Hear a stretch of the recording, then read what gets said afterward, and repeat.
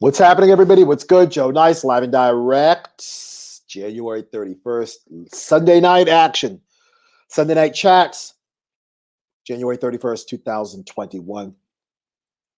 Just reaching out to as many people as I can today. Next month is going to be a busy month. Just going to give you everybody a brief update as to what is happening and what is going on and what is the deal with me. I'm noticing something with the lights. I'm going to make a code change and turn this up. There we go. Perfect. We're looking fresh. So if anybody wants to jump in and chime in, let me know. You know how to find me. You know what it is.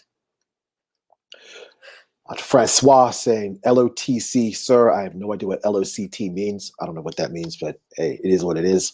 Thanks for watching. Appreciate you. A couple of things. Next month's Black History Month. Actually, Black History Month starts, according to where I am, at about 3.5 hours or so, 28 days.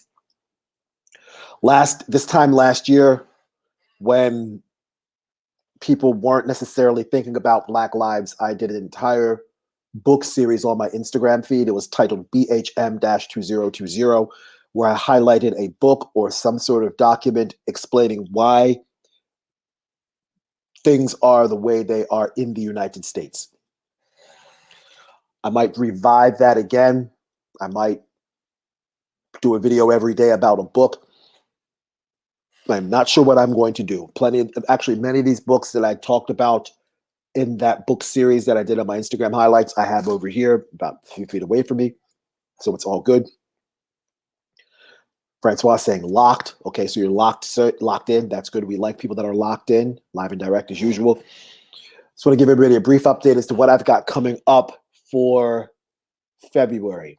In addition to the daily conversations that we have, known as the live and direct chat series that are done 12:30 every day, or as many days as I feel like doing it, right here on Facebook and on YouTube and on other platforms. So live and direct chats, whatever you want to talk about, you know how they go. All right. Joe and Cat chat series. Cat Wells and I, the incredible Cat Wells and I, have our next 4 shows planned, and they are all going to be focused on Black History and Black History Month.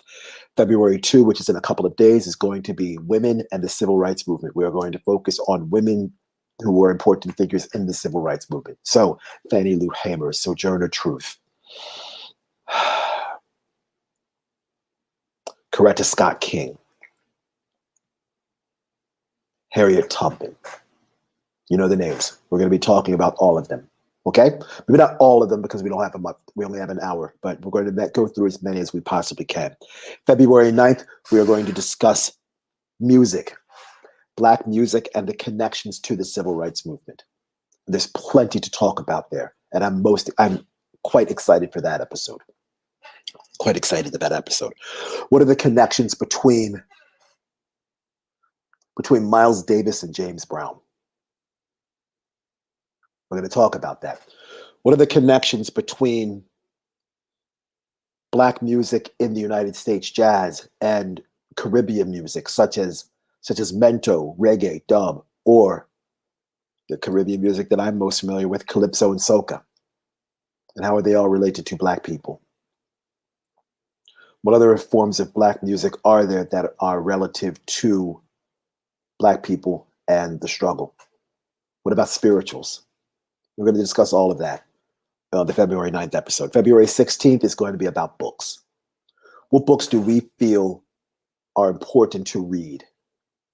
It's going to somewhat supplement what I'm going to be doing, or at least what I think I'm going to be doing on a day-to-day basis with the live and direct chat series, and what I've already done with the BHM-2020 highlight on my Instagram page. What books make sense? What books should everybody be reading? Should you be reading Black Banks and the Racial Wealth Gap? Should you be reading books by Dr. Claude Anderson? Should you be reading Cornel West books like Race Matters? What about Ibram Kendi books? Should you be reading those? What about Dr. Ira Katz Nelson, When Affirmative Action Was White? Should you be reading that book? So we're going to talk about books. And to close out the Joe and Cat Chat series for Black History Month, February 23, will be men and the civil rights movement. And there's a lot of names to mention. And many of you probably know these names, like Dr. Martin Luther King Jr. and Malcolm X and Stephen Biko and Fred Hampton. Benjamin Banneker, W.E.B. Du Bois. There's a lot of names. So we're going to go through as many of them as we can because it is important to pay homage and honor our civil rights heroes. February 9th on the Real Fear and Loving monthly podcast, I'll be joining Rue Johnson, Cat Wells, my main man Ranch, Richard Guerra, Chris Foltz, and there may be another couple of guests also involved. In that conversation, the title of that episode is going to be Intersectionality and Unity. Once again, intersectionality and unity. Intersectionality and unity. What does unity look like? How does intersectionality play a role with unity?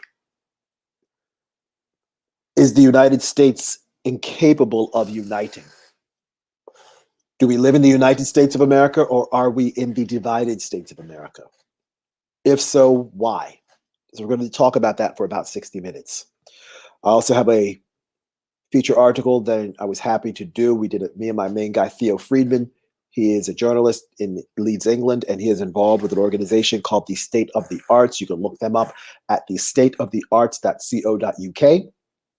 And there's going to be a full-length article. When I say full-length, it's going to be about somewhere between 1,500 and 2,000 words about my relationship with dubstep and electronic music and politics and social activism and where they intersect.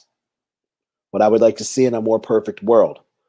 We talked about my involvement with electronic music. So it was a wonderful interview. We talked for about a couple of hours, 2 hours and 20, 2 hours and 30 minutes or so. It was a wonderful conversation. I have the video. We'll post video clips up as the time gets closer. You can follow the State of the Arts, this organization, at TSOTARTS. Once again, TSOTARTS on Instagram and on Twitter. You can follow them on Facebook at The State of the Arts. Their website is thestateofthearts at .co.uk. Once again, thestateofthearts.co.uk. So that is what I have going on for February. Once again, Joe and Cat Chats. February 2nd, Women in the Civil Rights Movement. February 9th, Black Music. February 16th, Books. February 23rd, Men and the Civil Rights Movement. February 9th, Real Fear and Loving podcast.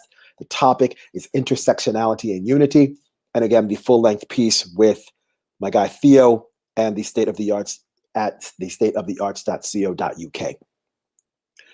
There's also another major announcement that Cat Wells and I will be doing a live video specifically about that, about where we're going to be moving the podcast. It's going to be on a new network, and we're going to be doing, and it's going to be not only on what we're doing here on the interwebs or the internets, but it's also going to be on a satellite radio channel in the forthcoming weeks. So watch out for that. It's going to be a major announcement.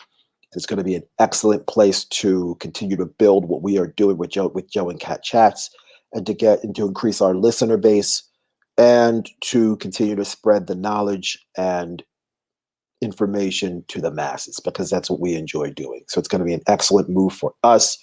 We'll still continue to do our thing here on our specific internet channels, but we're slowly building out our base.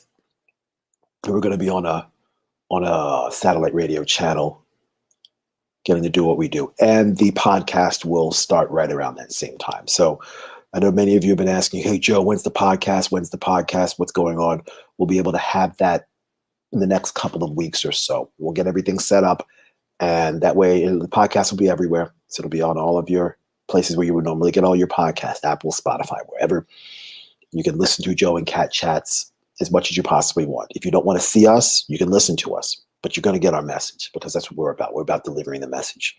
Or as my guy Nigel, that I used to play football with back in Baltimore, would say, we're going to deliver the package. Deliver the package. So that's what we're going to do. Anyways, just want to check in with everybody, see how everybody's doing, if everyone's okay, how everybody's holding up, how everybody's dealing with life. If you have something to share, let me know. If not, okay, cool. I'll shut everything down and go back to reading a book or tossing around these kettlebells that I got here. Either way, it's fine. I'm cool. I'm cool. Francois saying jazz is God. Hey, Francois also saying all these books. There's so many books we could talk about. So many books we could talk about. All these bell hooks books, all these Audre Lorde books. A few books by Angela Davis. Obviously the Cornel West books. Like Democracy Matters and Race Matters. How to Be an Anti-Racist by Dr. Ibram Kendi. There's a bunch of books we can talk about. Black Labor, White Wealth by Claude Anderson, by Dr. Claude Anderson. Dirty Little Secrets Part 1 and Dirty Little Secrets Part 2 by Dr. Claude Anderson. There's a lot of books out here we can read. So we're gonna do, the February 16th episode is going to be intriguing and interesting because, you know, a little more than when it was, I guess, supposedly fashionable to care about Black people, nobody paid attention to when I did that entire series. No one was watching it. No one paid attention. But then when everybody was like, well, hey, look, what's happening? How do I become more woke? How do I become more involved with what's happening with Black folks? And I would just say, yo, look, here we go. Here's the list. Go through my Instagram story. I did this last month and I did this 5 months ago. Nobody paid attention. Read these books, especially the first 5 that I had. Kyle saying, I know you shared a list on Fear and Loving. I would love for you to publish a list of recommendations. Kyle, if you could be patient for about 45 seconds, I will go right over here and I'll reach over here and I'll show you the books. That way you can write the titles down and then maybe order them for yourself. Okay? So give me about 30 seconds. I'm not going far. It's right over here.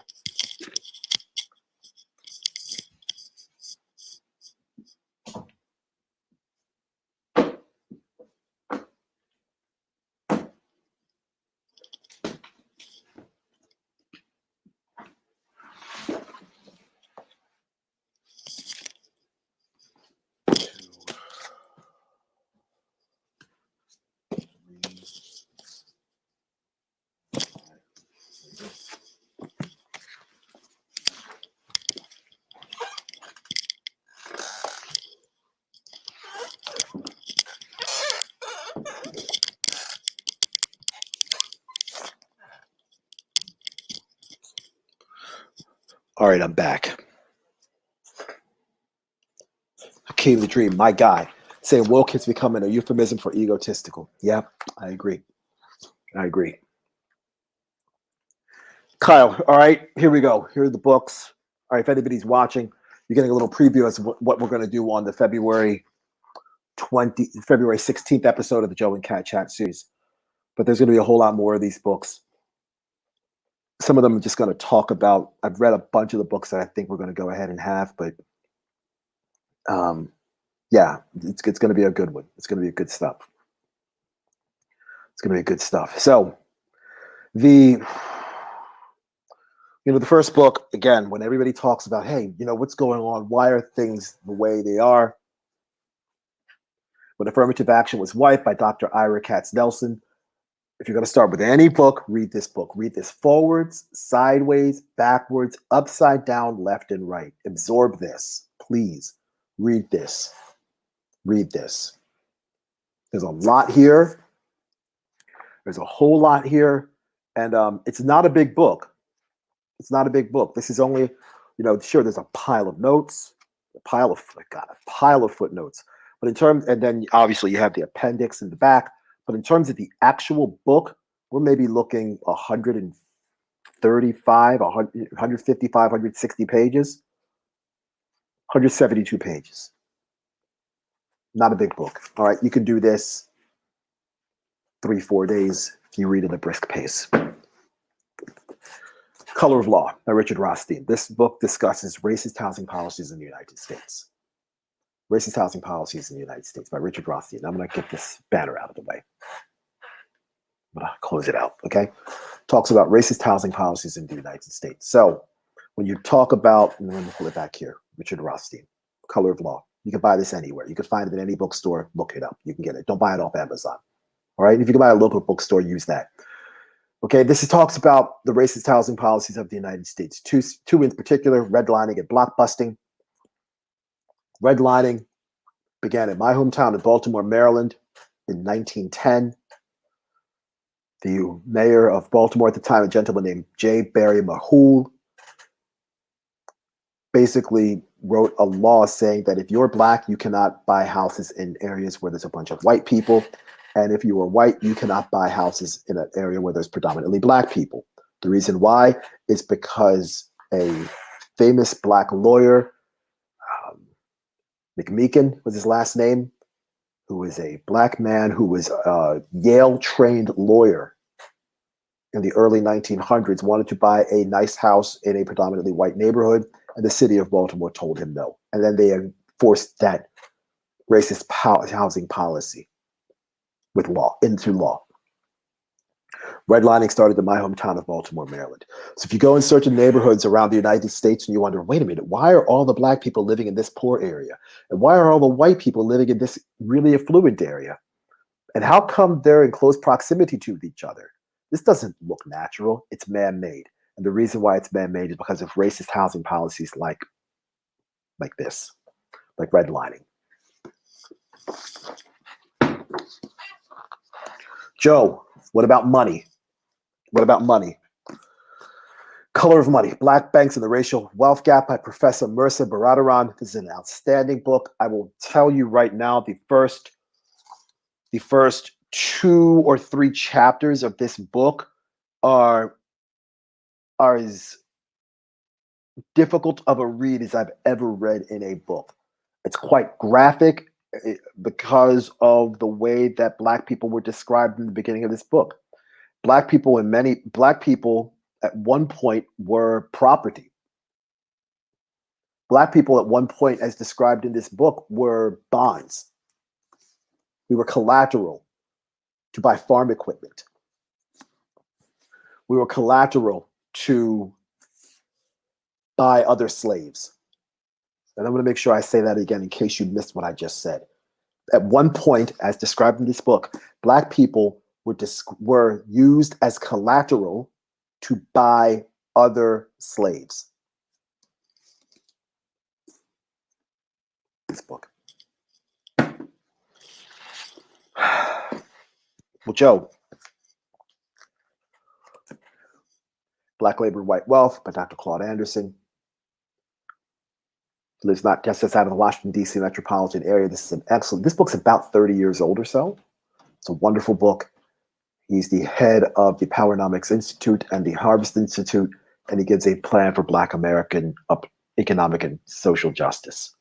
And it talks about, hey, you know what? Black people did all the work and white people got all the wealth. Read this.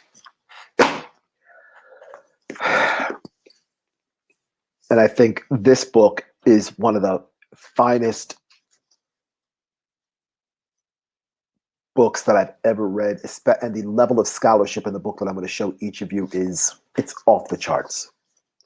From Here to Equality, Reparations for Black Americans in the 21st Century by Dr. William Sandy Darity and his lovely wife, A. Kirsten Mullen. Dr. Darity is a Samuel E. Dubois professor at Duke University. He has a PhD in economics from the Massachusetts Institute of Technology. And MIT is a really good school.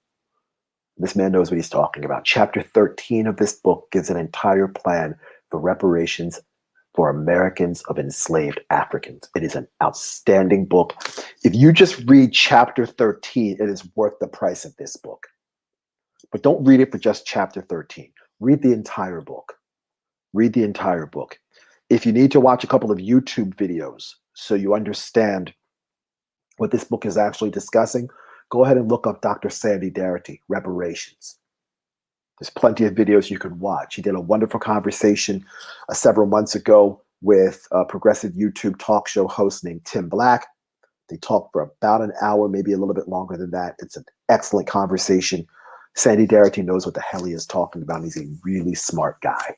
He's a really smart brother. So read this book. So those are the 5 I would suggest getting right off the top. Another book that I would suggest getting, some people like it, some people don't. Some people don't want to necessarily feed into cultural identity politics. Other people don't. Other people think this is a good book because it's easily digestible, and it describes what anti-racism should be from a Black person's perspective. How to Be an Anti-Racist by Dr. Ibram Kendi. This is an excellent book. This is his second book. His first book is called Stamped from the Beginning, which I have over here, but I didn't bring it over here because I didn't feel like it. But this is an outstanding book. If you want to understand what everybody should be working for, it's not, we should be working to be anti-racist. It is not good enough to be not racist, because not being racist is not good enough. Not being racist is not good enough. You must be against the concept and idea and institution of racism.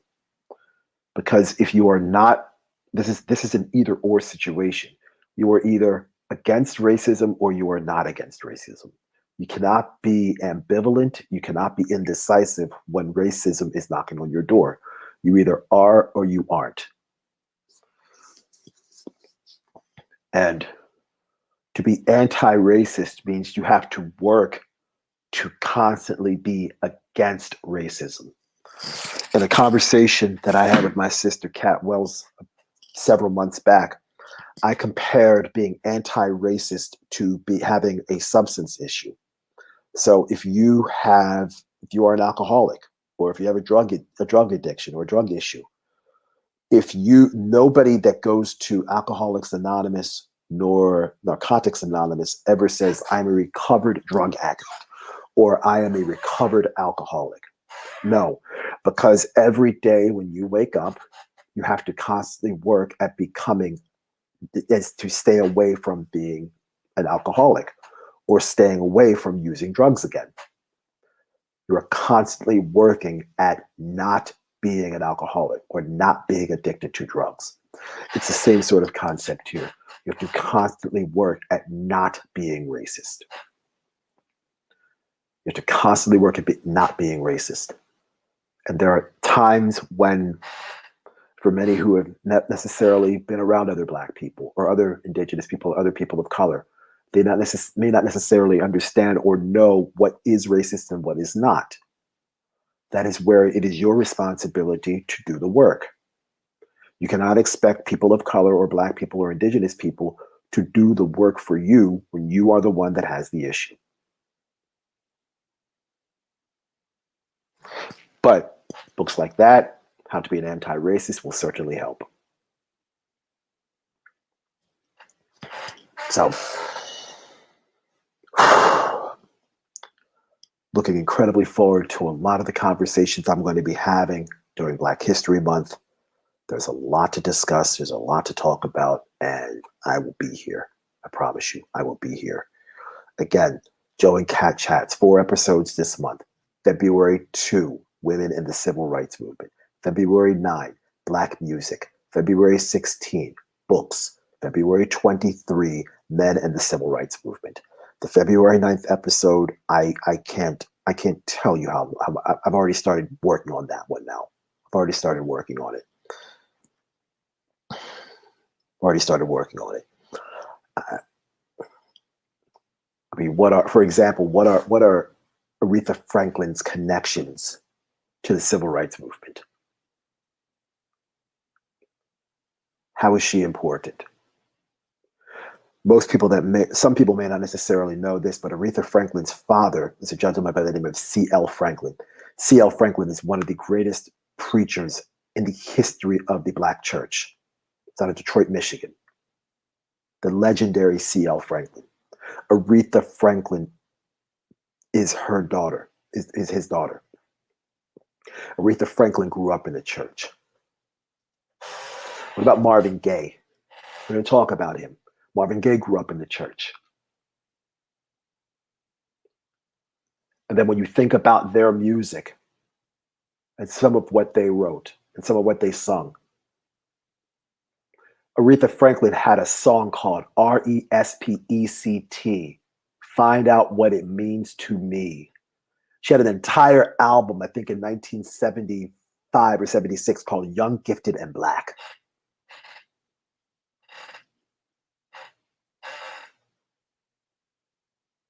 She had a song called A Natural Woman. Marvin Gaye in 1971, so we're coming on 50 years now, released still to this day the greatest R&B album of all time, the What's Going On album. And think about everything that came from that album. Think about everything that's on that album. What's going on? What's happening, brother? God is my friend. Save the children. Mercy, Mercy Me, which is a song about the environment.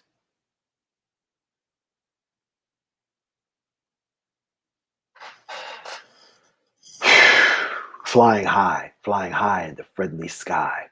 Man, think about that album. And then everything else he did in the 70s. That was more than just love songs. These were songs that uplifted your soul. These are songs that were meant to breathe life into your spirit. Where does that come from? How does that happen? Where does that come from? How does that happen?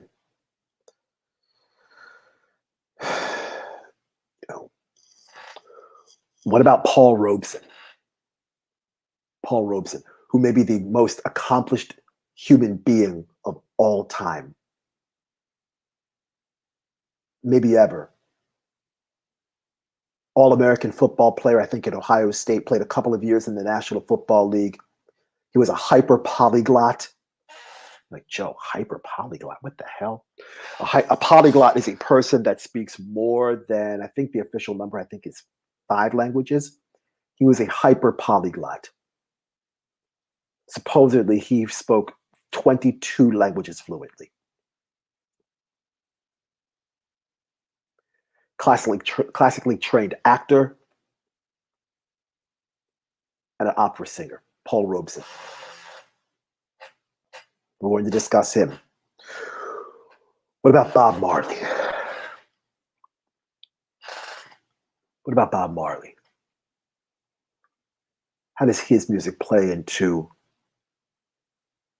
the struggles for humanity, freedom, equality, and survival? What about Harry Belafonte? What about the Mighty Sparrow for my Caribbean brethren and sistren? What about their music? How does it play into everything we're going to talk about in Black History Month? Ella Fitzgerald, Nina Simone, Billie Holiday, Cab Calloway, Sam Cooke,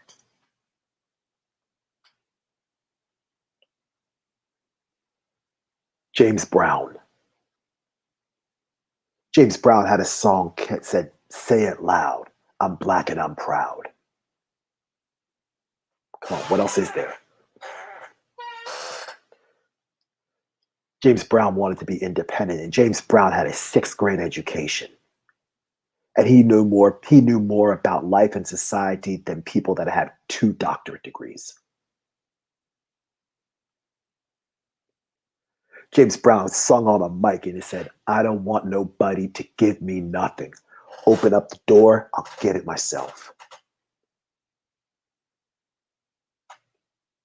In response to Richard Nixon, he said, "Like a dull knife that just ain't cutting. You're talking loud and saying nothing."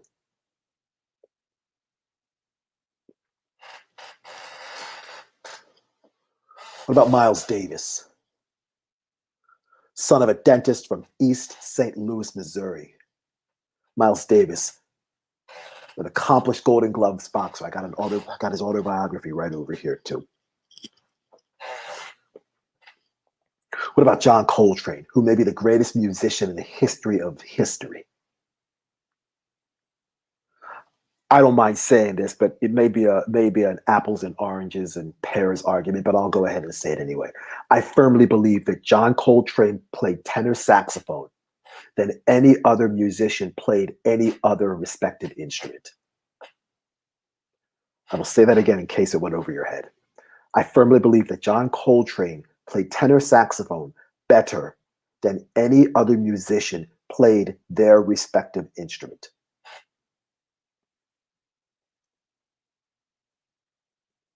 It may be difficult to quantify that. It may be difficult to substantiate what I just said.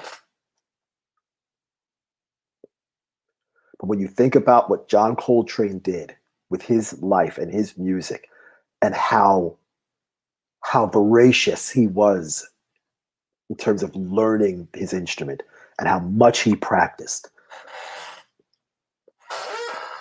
and how creative he was,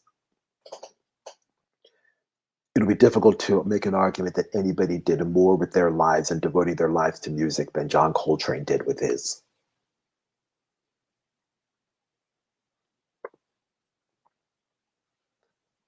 John Coltrane supposedly practiced 15 or 16 hours a day, and there's 24 hours in a day. And he was practicing 15 or 16 hours a day, then playing shows. He'd play a show, have a few adult beverages, sleep a little bit, back to practicing. And his wife, Alice, is an incredibly gifted flute player, flutist. Alice Coltrane, and a magnificent singer. Let me rephrase that, songstress.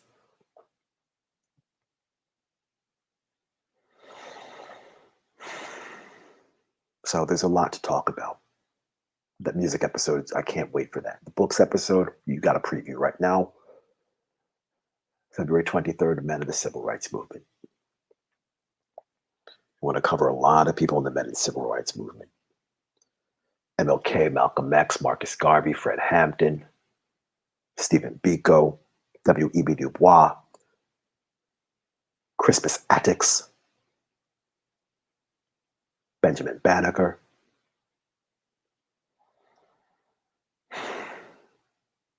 Madiba, Nelson Mandela. How about Thurgood Marshall? From Baltimore, Maryland. His real name was not Thurgood, it was Thorogood, but he shortened it to Thurgood. First black man who ever made the Supreme Court. He's the first person to create the NAACP Legal Defense Fund. NAACP, National Association for the Advancement of Colored People. Thurgood Marshall was born in Baltimore, Maryland, my hometown. The NAACP headquarters is still in Baltimore, Maryland. It's on the west side of Baltimore, just off Wabash Avenue. Drive along Northern Parkway till almost the very end. You make the right turn inside that little industrial park, and you'll see that big-ass Victorian house. You can't miss it. Supposedly they're moving to DC. We'll see. That's been rumored for years. But as far as I know, they're still out west in the northwest section of Baltimore, Maryland.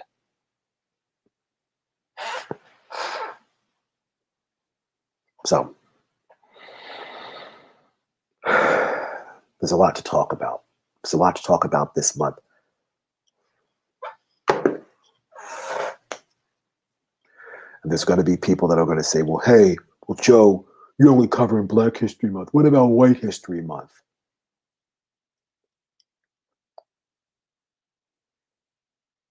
I'm telling you all right now, if anybody comes to me with that, you're blocked. I'm not here for the fuckery. What about White History Month? Don't do it. Don't.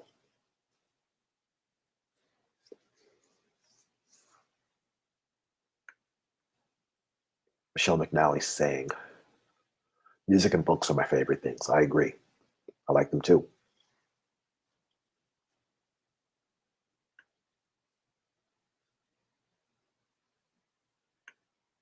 Fred Sauce, White History Month, you're blocked.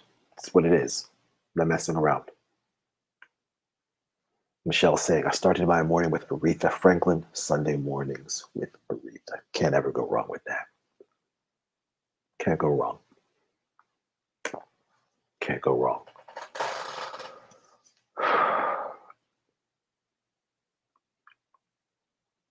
Yeah, that music episode, I can't wait for that one. I mean, I can't wait for any of these conversations because they're going to be fruitful. But that music episode is going to be something real special. 'Cause there's a lot of connections that are going to be made. There's going to be a lot of history that we're going to discover and learn about in 60 minutes. 60 minutes.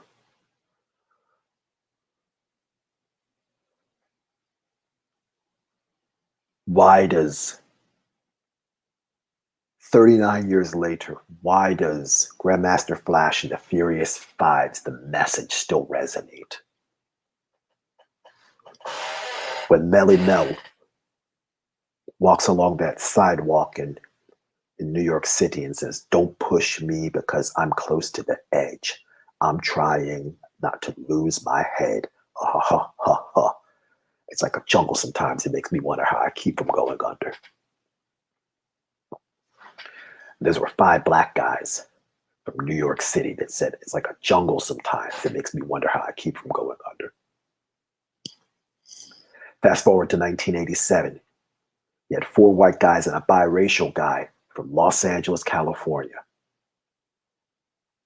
that said, "Welcome to the jungle. We got fun and games. We got everything you want, buddy. We know the names. We got a hunger for what you see. You take it eventually. You can have anything you want, but you better not take it from me. In the jungle. Welcome to the jungle."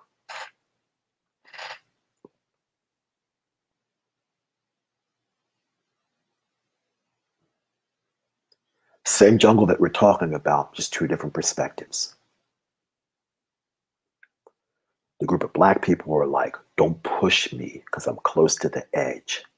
I'm trying not to lose my head. This jungle is crazy and I'm trapped in it."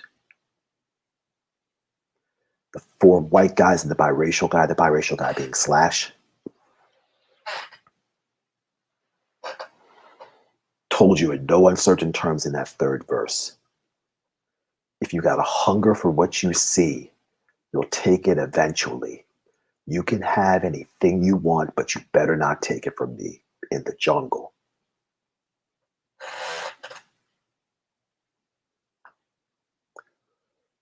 The white guys, Guns N' Roses, said, "Hey, we control this environment. This is ours. You can have anything you want, but just don't take it from me. That's going to be a problem."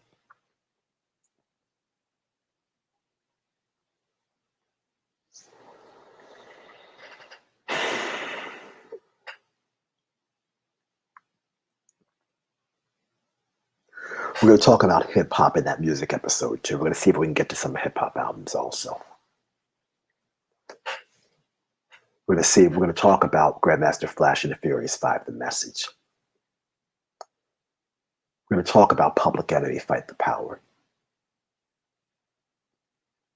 How that's still the greatest hip hop song of all time. Anthem. Till to this day. To this day.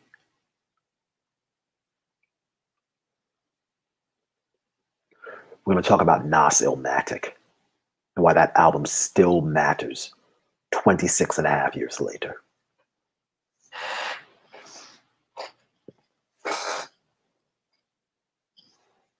It ain't hard to tell. I excel, then prevail.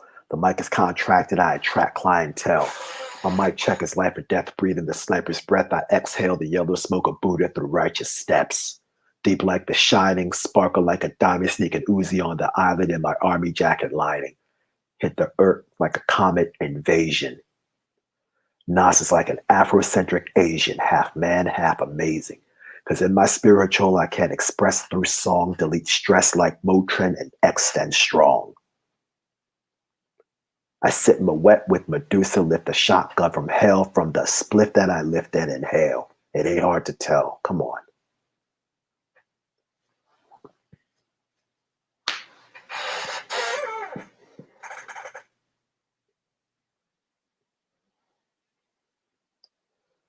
We're going to dig deep on that music episode. We're going to really dig deep. Books, you already know. All right. Real Fear and Loving, the intersectionality of unity. Unity and intersectionality go hand in hand. How does unity and intersectionality play with equity and equality?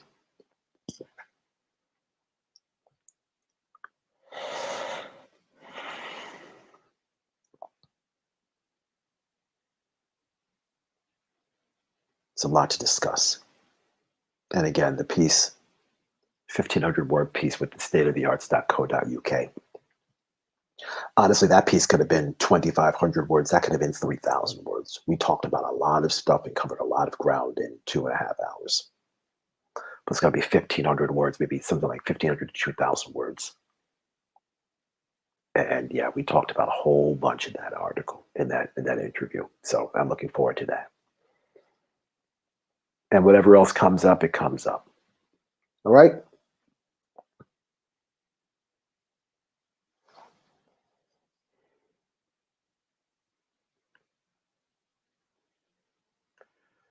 Michelle saying, I don't like Guns N' Roses. They did have their history of racism. I'm not going to deny that. They were also an incredible band. There's no denying that either. Francois saying, I filmed a 3-hour show of Guns N' Roses. I used to be a cameraman. Okay, awesome.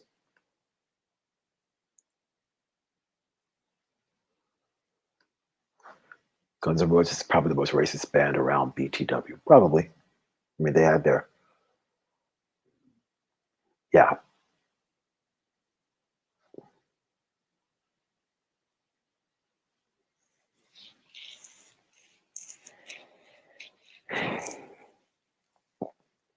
And I think that's something we'll probably have to discuss with, maybe we discuss that in a future episode on Joe and Cat Chats.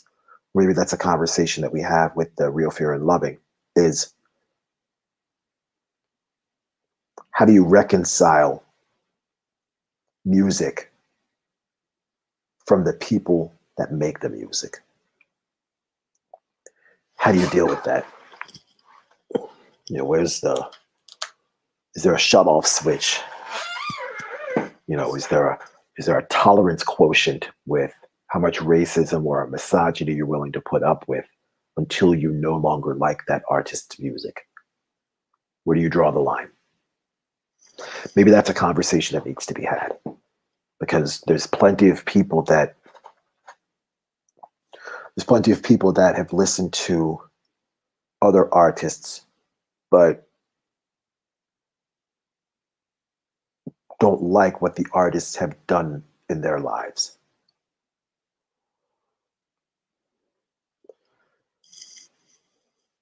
You know, there were Phil Spector recently passed away. He's a murderer. People liked his music.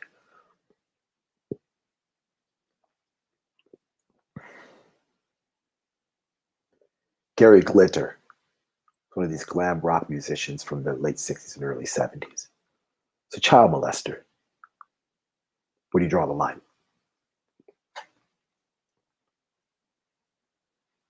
Chris Brown beat up Rihanna. People still buy Chris Brown's music. Michael Jackson allegedly molested young children, and there's plenty of evidence to suggest that he did not. But I guarantee you a whole lot of us are still going to go ahead and sing Billie Jean when you hear it on the radio.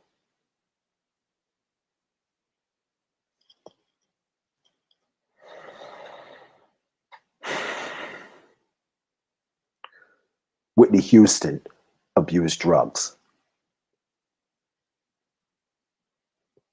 I guarantee you, your parents, and you probably sit with your parents, and if you hear I Will Always Love You, you're singing along.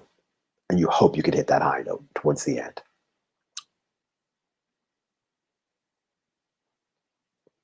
And I guarantee you, if I Want to Dance with Somebody shows up on my YouTube feed, yep, I'm watching.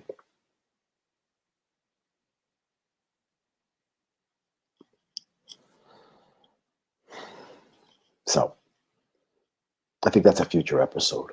You know, where do we draw the line with liking the music and no longer liking the music based upon our personal affinity towards the artist.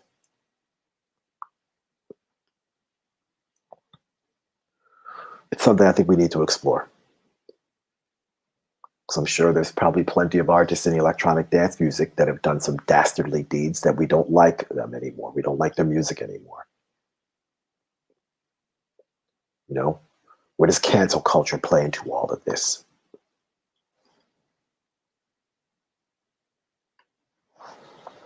Michelle McNally saying, I love her. I have since I was 15, still listen to her music.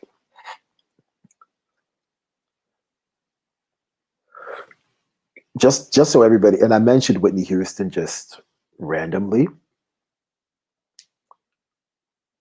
Whitney Houston passed away 9 years ago. It's 9 years ago next month, February 11th, 2012.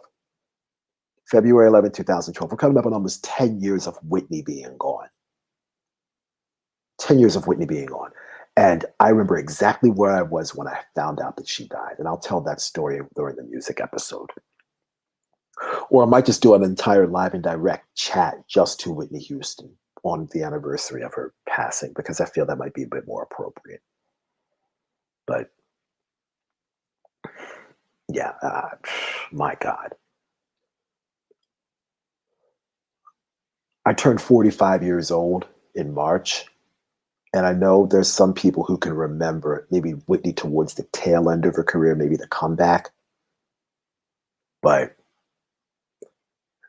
you cannot imagine how famous and how massive of a star Whitney Houston was in 1985 and 1986 and 1987. You just can't, it's immeasurable how popular she was. Immeasurable.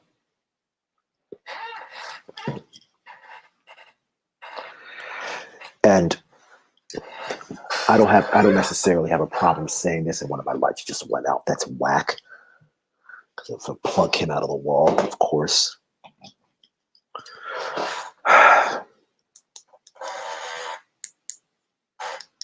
Much better.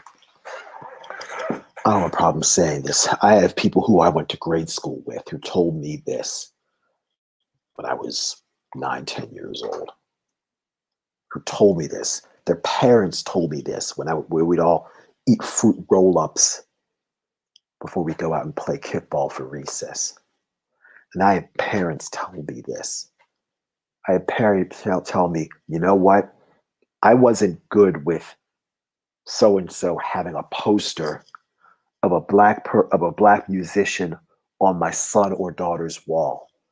But Whitney, I like Whitney. I'm okay with Whitney being on my son or daughter's wall in her bedroom or his bedroom. Or I have people who I would be in conversation with. You know what? Whitney Houston is really beautiful for a black girl.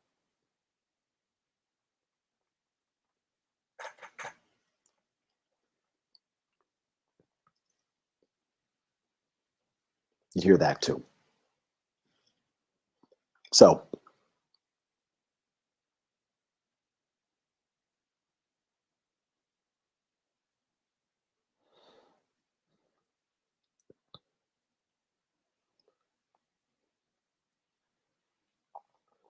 because Whitney was Whitney, it was okay. But if it was Evelyn Champagne King, no, we can't have her on we can't have Evelyn Champagne King on my son's or daughter's wall. Or the Mary Jane girls? No. Apollonia? No, hell no, we can't do that. What about a young Janet? Well, no. We can't have Control Janet because Control Janet was saying that she was nasty. But Escapade Janet off the Rhythm Nation 1814 album, that's a bit more acceptable.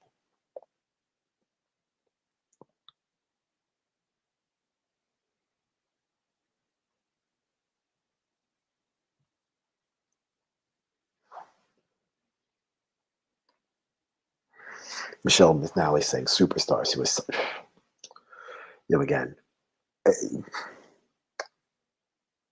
you cannot, again, if you're in your early to mid 30s, you can't understand how big Whitney was back in those days.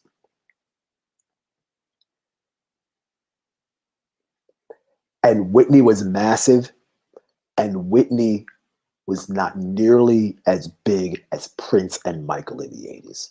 And again, I got a Prince tattoo on my right arm. It was Prince and Michael, then the other 5 artists that really mattered in the 80s: Sade, Whitney, Janet,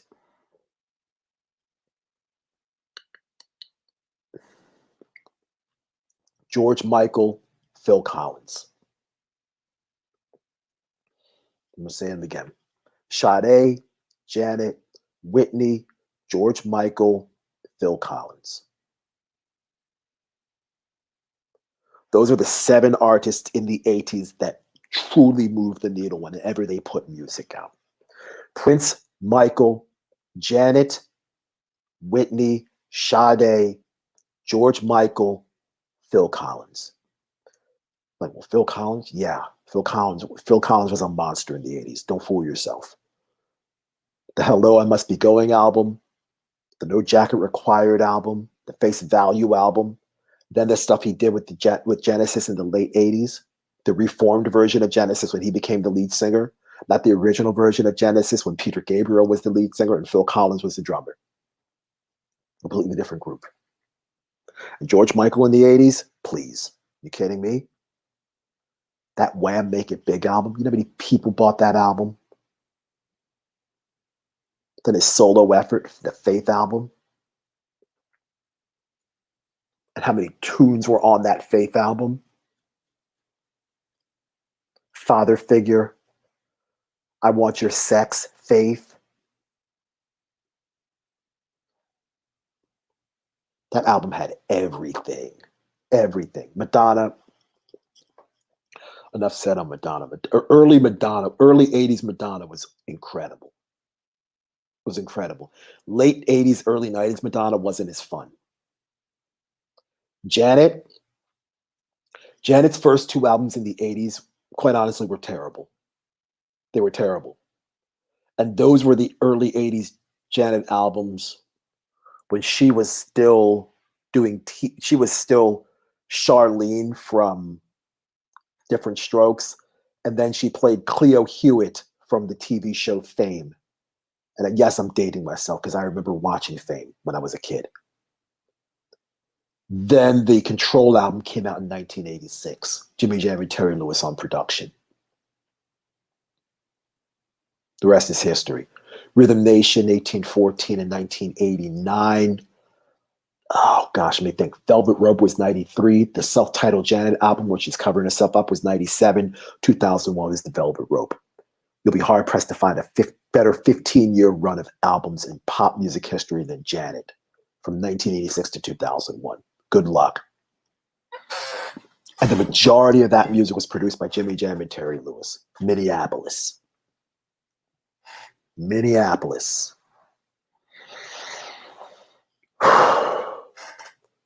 We are a part of a rhythm nation. Come on, you kidding me? You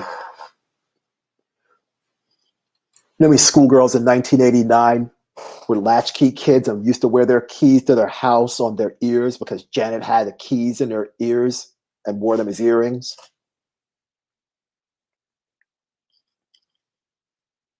Again, you can't. I'm going to sound like the old man, but Fame isn't the same now. Fame is not the same now. It just isn't. It isn't. Those 7 artists that I mentioned was a different level of fame. Different, completely just off the charts.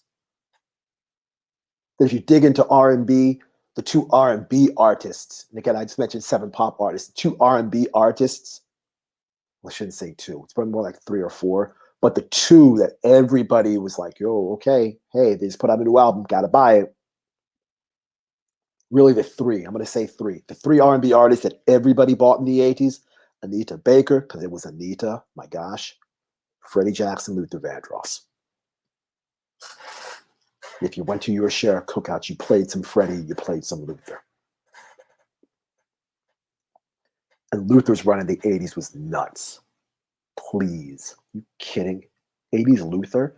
Especially early to mid 80s Luther? The Forever for Always for Love album, the Never Too Much album, that entire album was crazy. The So Amazing album in 1986 was so amazing. Stop the Love.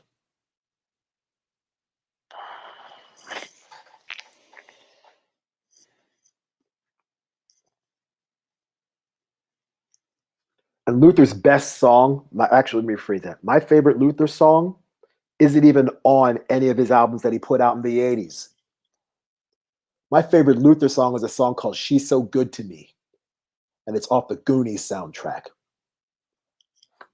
YouTube that. It's classic Luther. Marcus Miller on the bass, Marcus Miller on production, Luther on the vocals. It's sublime. She's So Good to Me off the Goonies soundtrack. Just Google that, YouTube it. You'll play it. Thank me later. Said everything I wanted to say for right now. It's coming up on 9:15, almost 9:20. I want to thank each and every one of you that participated in this evening's conversation. Just again, Sunday night check-in. Nothing overly fancy, nothing overly political, nothing serious. Just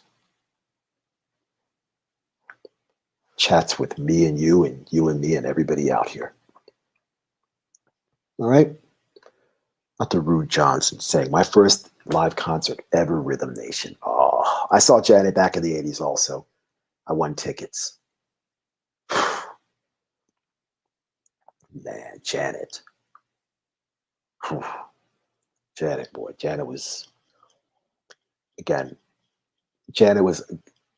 I keep saying this, those artists in the 80s, those 7 that I mentioned, it was a different level of fame. It's just, you couldn't put it into words. You had to experience it. When you're buying school supplies and you're buying Michael Jackson Trapper Keepers and binders and folders with Michael Jackson with the gangster lean and the white tiger in the background, that's different. Totally different. And those 7 artists that I mentioned, those 7 pop musicians, Prince, Michael, Sade, Whitney, Madonna, George Michael, Phil Collins, that was it in the 80s. Fast forward to 2021. Who cares about pop music now? And if you're famous, you're internet famous. What's that worth? Where's the value in that?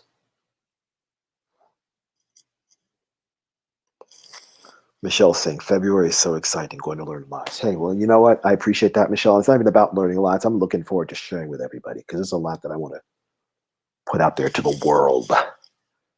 But again, these 4 Black History Month episodes that Kat and I are going to do are going to be excellent episodes. This coming Tuesday, Women in the Civil Rights Movement.